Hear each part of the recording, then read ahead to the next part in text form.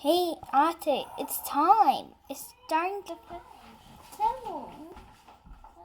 Ready to see all the Mario bosses? Yes, I'm ready. Paper Mario? Okay. I watched a video. The Mario series isn't known for its complex storytelling. Most games in the series boil down to little more than stopping Bowser and saving Peach. The Paper Mario series is a welcome departure from this. The first three games have very detailed stories with tons of characters, and even the more recent ones have some memorable faces. Of course, with so many characters, there are plenty of villains thrown in the mix. Okay. So, which of these villains are the worst of the worst? Well, Oh, that's you what we're gonna want figure out an today. orange Hey yourself? guys, I'm Brad with Oh, you're One Up getting me an Binge, orange. and this Here is you Paper go. Mario Villains, Evil to Most Evil. One of In order to make this list easier to follow, we've split the villains up into several categories, starting with the barely evil. These are the bad guys who've done some villainous things, but either their good actions outweigh their bad, or their evil actions are mostly I'm negligible. watching. It What might are be you strange talking to about? consider some of these people villains, Okay. but we figured it would be best to have our bases covered. Starting with the I least watched this evil, several we have times. Tech. Tech was designed Tech. by the X-Nauts to be the best computer in history. a And one of boss his in main the game? responsibilities No, is it's monitoring just Princess a Peach. villain, I He guess. quickly falls in love with her, helps her find data on the X-Nauts' plan, and even lets her contact Mario to help him find the crystal stars.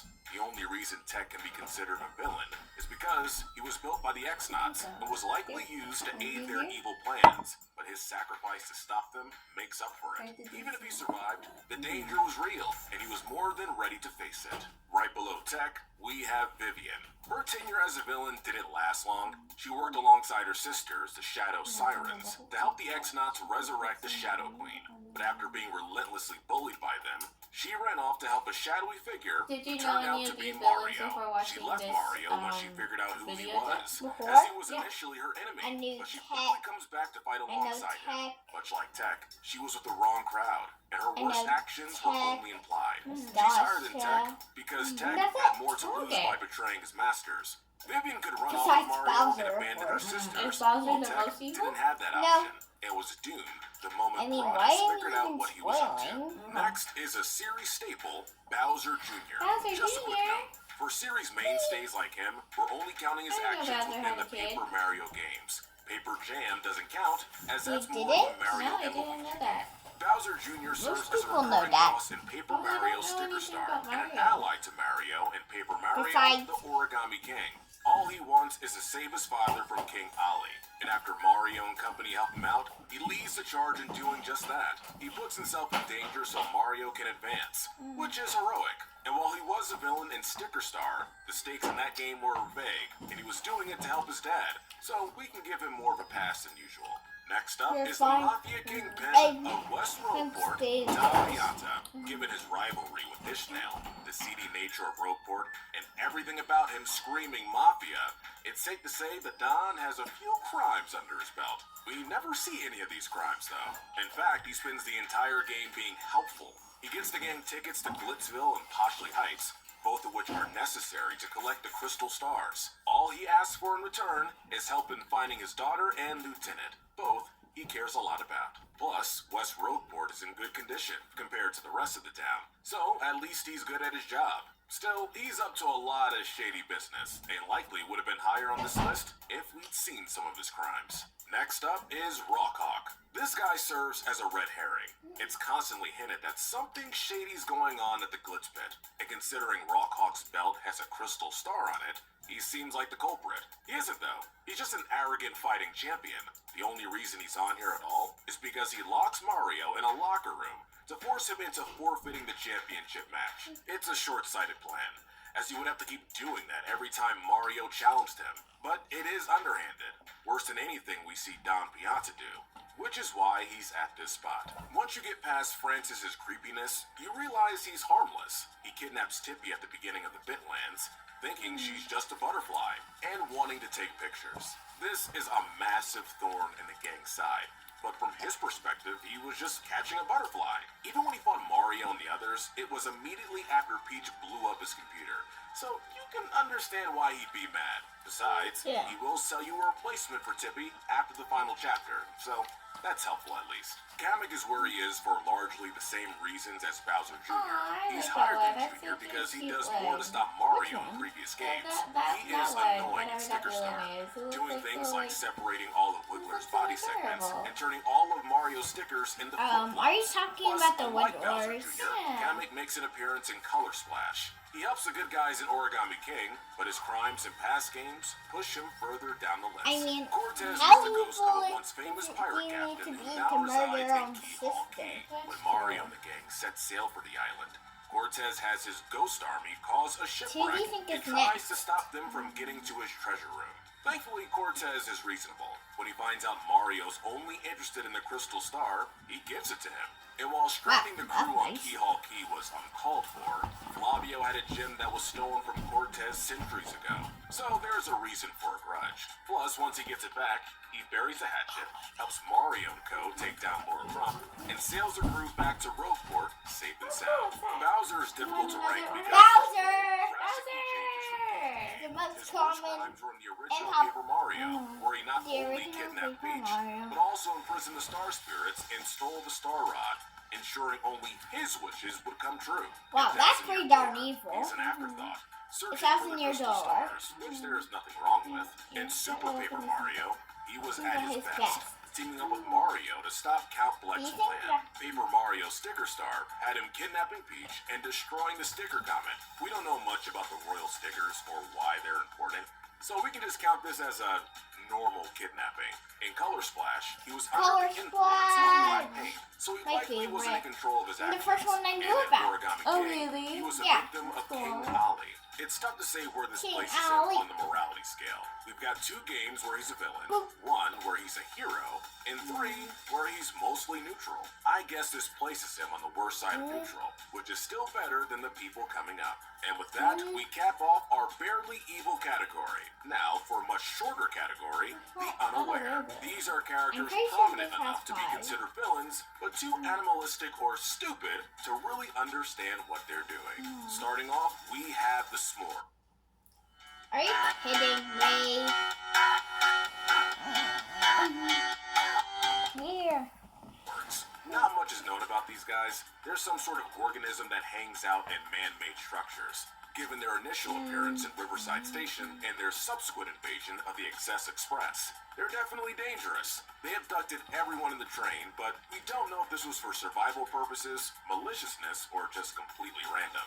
Next is Stapler. Unlike the other members of the Legion of Stationery, Stapler isn't sentient and is more like a rabid dog. He's responsible for turning the residents of the Mushroom Kingdom into folded soldiers, and the last line of defense before you can fight King Ali. Despite being dangerous, he's more like a pet obeying his master rather than a person choosing to be evil. So, he ranks lower than the other Legion of Stationery members. Rounding out this category, we have Marilyn. Unlike the other 2, Marilyn is a person who might be capable of making her own decisions, given how close she stays to Beldum and how she fights Mario. But since she isn't capable of human speech, I think it's possible she doesn't understand what's going on. In that case, it's tough to hold her actions against her too much. Alright, now we're at the Servants of Evil category. These are the villains who get in your way, but not much else. They might fight you or guard an important artifact, but their evil deeds don't go far beyond that. Just an important note, if they work for another villain, that villain's goals will affect their placement. Starting with the fan favorite from Sticker Star and Color Splash, we have the Snippets. These guys are different from the other villains in this section, as they don't directly work for a bigger villain, nor do they try to fight you. Instead, they have an item you need, and they have you go on their game show, sniff it or whiff it, to win it. They're not trying to advance an evil agenda, they just want to put on good entertainment. They kill Mario if he fails too many rounds, but that goes for just about everyone on this list. Next is the first member of the Legion of Stationery, Jean-Pierre Colored Pencils the 12th.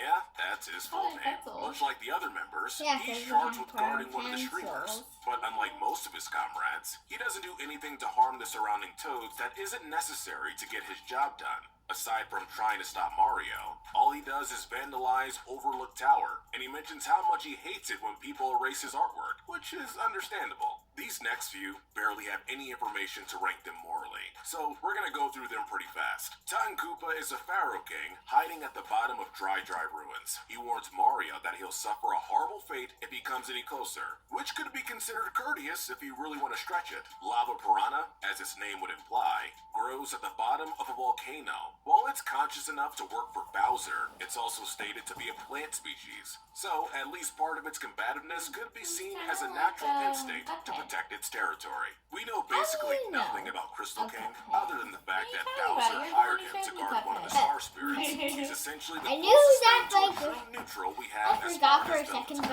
Rubber Band is another member of the Legion of Stationery.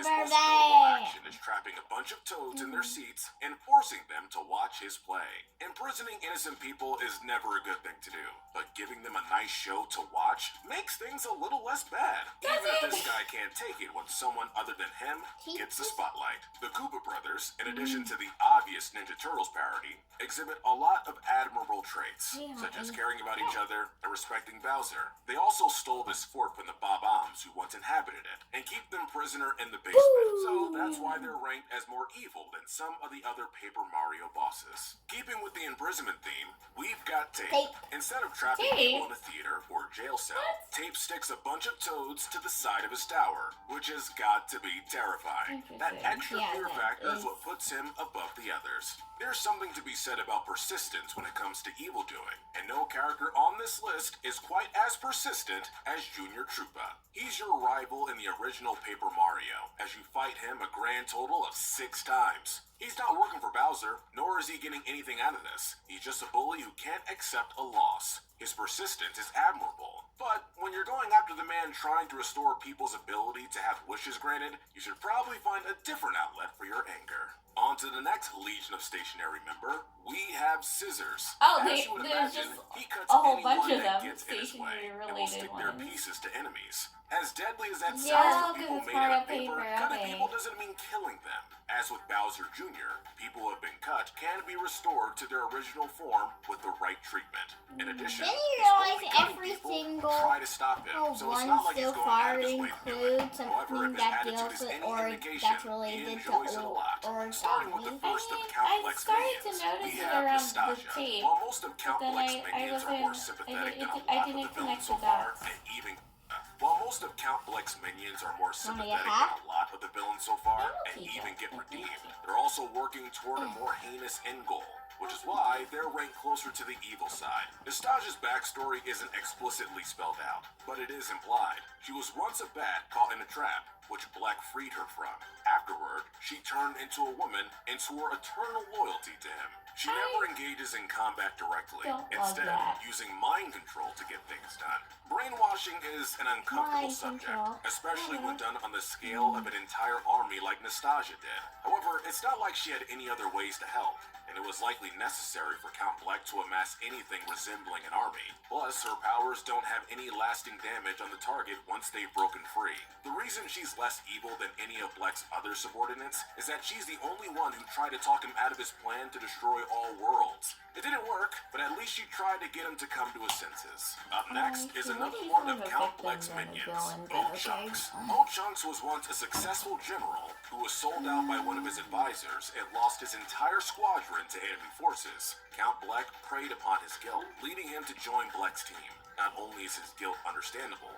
but O-Chunks also has a strong sense of honor, Okay, so like when he split held this up the crumbling origin. pieces of Castle We're gonna Bleck keep this so the one, heroes could and advance. we're He gonna may be keep aiding in a horribly destructive plan, but Cheers. at least he's honorable while doing Yeah, it. fun. Next is Mr. L. L. Some of you may be confused Mr. by his L, voice, Mr. as L, Mr. L is just Luigi Luigi under Nostalgia's control. Well, that's hypnotic partially control. true. Mr. L is a personality loyal to Bleck that was created by Nostalgia, but it's not under her direct control, as shown by Mr. L disobeying her direct orders at the beginning of Chapter 6. As such, I think it's fair to count him. Mr. L is full of himself, but aside from that, he doesn't do much other than his job, so it's tough to hold that arrogance against him. Rounding out the servants of evil category, we have Kami Koopa, The reason she's ranked so much higher than her boss is because she was by his side for his worst actions in the original Paper Mario, but was nowhere to be found in the games where he was redeemed. Much like Junior Troopa, she gets in Mario's way, and much like Nastasia, it feels like Bowser's entire operation would fall apart without her help. Unlike Nastasia though, she has no issues with what Bowser's doing.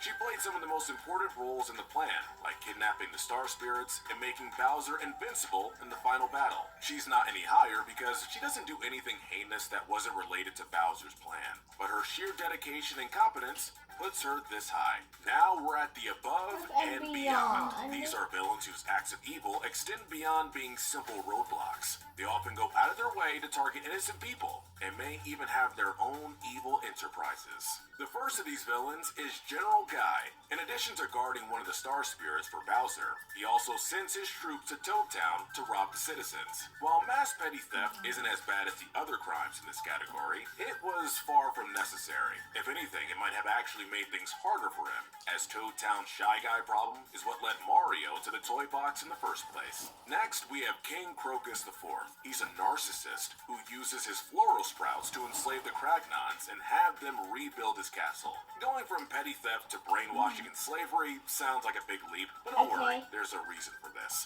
After the fight with him, it's revealed that the Kragnons were polluting the water that the Floral Sapiens needed to survive. Despite his vain exterior, King Crocus was doing this to save his people. Does that make it justified? Of course not. Considering how Flint Cragley smoothed things over, it's clear this issue could have been settled peacefully. He obviously should have considered his diplomatic options before taking such drastic measures, but it's easy to understand why he took those measures. Next, we have Tuba. That's very strong.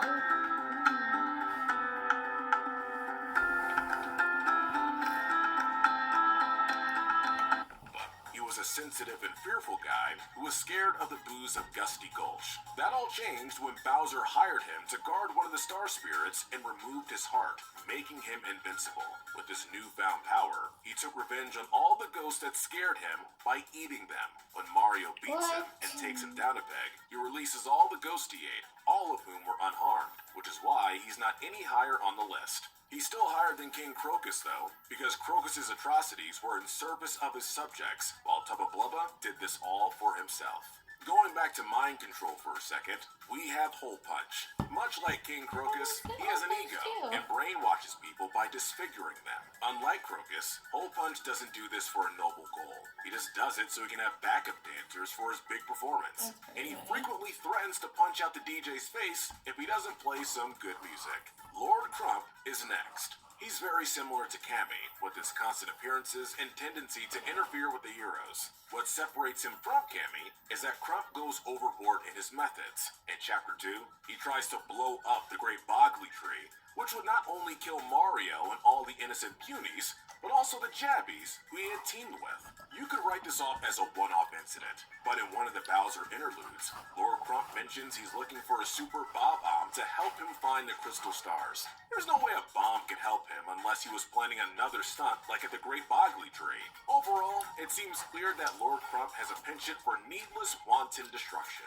Some of you may be confused as to why Mimi is ranked so much higher than Ochunks and Nastasia, You know as why? all three of them were Countlek's minions and were redeemed by the end of the game. There's two reasons for that, neither of which are that Mimi You is think that's nightmare fuel. horrifying? For starters, both Ochunks and Nastasia have sympathetic motives for following Countlek, while Mimi's are unknown. More importantly, though, while those two only do evil acts as part of their jobs, Mimi literally keeps slaves. Yeah, I know. Nastasia also mentally enslaved Bowser's minions, but that was necessary for Beck's plan. Mimi does this for what we can only assume is her own amusement and possibly greed, although it's unknown what she would even spend rubies on. No store seems to accept them. Moving on to the last of the Shadow Sirens, we have Beldum. What separates her from most of the villains serving another master is her maliciousness. Given her constant verbal abuse of Vivian, she enjoys watching others suffer. That might not be as bad as mind control or slavery, but sometimes the intent is what matters. And Beldum is happy to make even her own sister suffer. Vivian never mentions the Shadow Queen, so it's possible that Beldum was the only one of the Shadow Sirens who fully understood what they were working toward. Bone Chill is another character whose evil actions are mostly implied. He was once a NIMBY, a resident of the Over There, before he was banished to the Underwear, the Mario version of hell. By the time Mario gets to the Over There, Bone Chill has already sent his army to wage war on the heavens. Bone Chill's backstory is clearly inspired by Lucifer, considering how much inspiration Chapter 7 takes from the Christian afterlife. Despite being based off of pretty Satan, good we idea. can't put him any higher on the Am I list right? because Am we I barely right? know anything about him. He gets virtually no screen time. The only action we can judge him for is waging war on the Over There, which is pretty bad.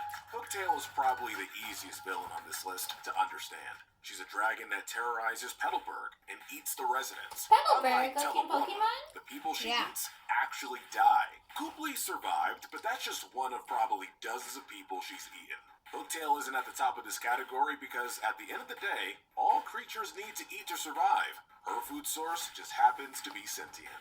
Puff is a lot more dangerous than most of the bosses in the original Paper Mario. He sets up his Puff machine in flower fields and uses it to cloud up the sky and prevent any sunlight from making it down. That doesn't sound like a huge deal until you remember that most of the inhabitants of flower fields are sentient plants who will eventually wither and die without the sun. In other words, Puff is committing mass murder for seemingly no reason.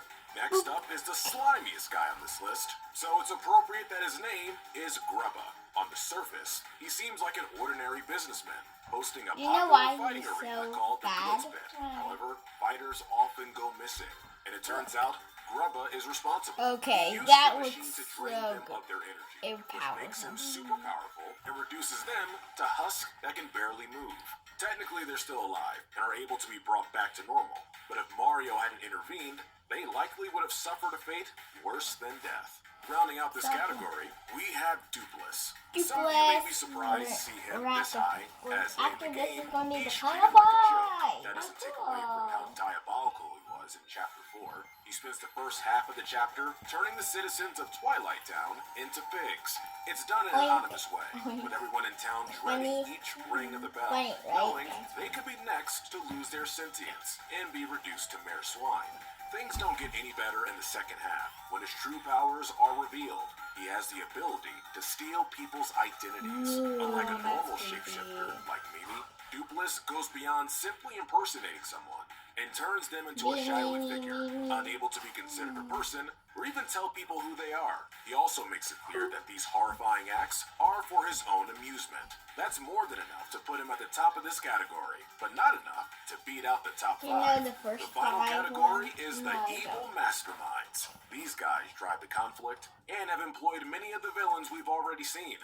Their resources are vast, their goals are beyond destructive, and their regard for innocent life is almost non-existent. Countlek is next. After all, the most notable part of his character is his tragic backstory. He was part of a tribe of ancients and fell in love with a human woman, Tiffany. However, out of fear of her diluting the bloodline, Bleck's father wiped her memory and cursed her to walk the dimensions until the day she died. Bleck searched for her but was never able to find her, and after giving up, he That's stole the messed up. Dome Poor girl. and used its power to destroy his dimension, and vowed to do the same to all the others. In addition to the backstory, there's the possibility that the Dark Prognosticus corrupted him in some way. He clearly took no pleasure in what he was doing, and he's willing to die to put a stop to his plan the moment he figures out Tiffany is alive. All those mitigating factors can only get you so far, when your goal is to annihilate every world in existence, killing an unfathomable amount of people, and leaving the whole universe as nothing but a void. Next, we have King Ali. After misinterpreting a message left to him by his creator, King Ali developed a hatred for toads, viewing them as all the same, a clear jab at critics of the more recent Paper Mario games. In order to fix this perceived problem, he plans to wipe them all out of existence using the 1,000 He also was frames. willing enough to Whether or kill not you agree with Ali's hatred her of toads, own this is still sister. genocide. Oh, that's And while messed toads are the up. primary target of his anger, he views all 2D creatures as inferior and tries to origami pull them all into after one all. company to control them. Oh, okay. So in other words, King What Ali messed is a up? racist, genocidal dictator. Yeah. The only reason he's not higher is his change of heart after being defeated, showing there was at least some good in him, even if it rarely manifested. Starting off our top three, There's the only bronze medal of two. evil goes to Oh, dang it. I hate the ads. Gratis has a simple goal: world domination. Okay. That's enough to put anyone near the top. But there's also a certain amount of calculated sadism behind the scheming. Between the willingness to torture his enemies, resetting tech, and his lack of faith in Lord Crump, it's clear he's willing to step on anyone to get what he wants. Of course, this mentality is his downfall, when he can't fathom the Shadow Queen ignoring his orders and is promptly punished for it. A lot of people on this list are psychopaths, but none of them are quite as textbook I don't know. Infinite power? Super Paper Mario. Dimentio backstabs, manipulates, Bow controls, and down even to kills him. people to get what he wants, all while maintaining his cheery, playful attitude. His manipulations are all designed to make it easier for the heroes to beat Countlek. Don't be fooled, though. He's not doing this to stop the destruction of all worlds. He just wants Blek out of the way so he can create his own worlds once all the existing ones are gone.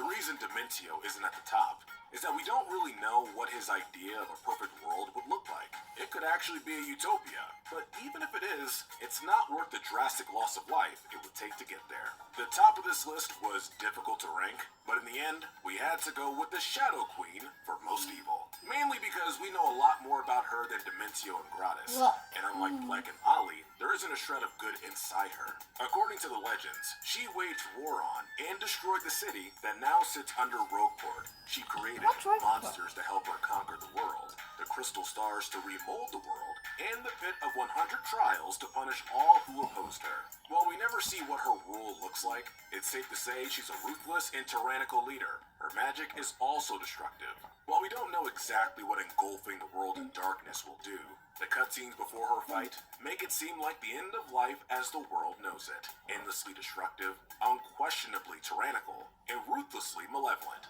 It's more than fitting that this manifestation of pure darkness takes the crown for most evil. Alright guys, your turn. What do you think? Which Paper Mario villain is truly the worst of the worst? Let us know in the comment section. Don't forget Who do you think is the most evil? I suppose they got the last one correct because I don't know enough about, I don't know enough about Paper Mario to be able to have an opinion. It's the print of 1,000 doors. Anyway, see you later, viewers. Bye.